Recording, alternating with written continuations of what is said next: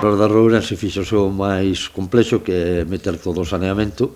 É unha obra que consiste en separar pluviais e residuais precisamente para quitarlle carga depuradora de Partovia e ao mesmo tempo aumentar a calidade da auga do río Carrás.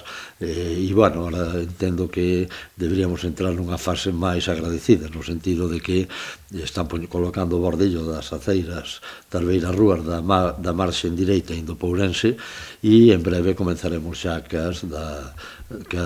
co bordillo da marxen esquerda.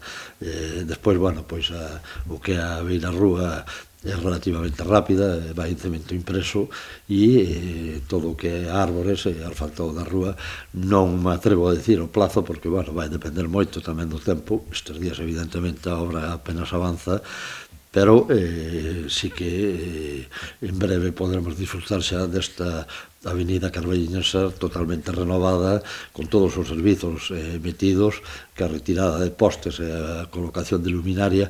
Bueno, eu creo que vai ser unha obra que vai a darlle un impacto que é unha das entradas fundamentais do Carballiño.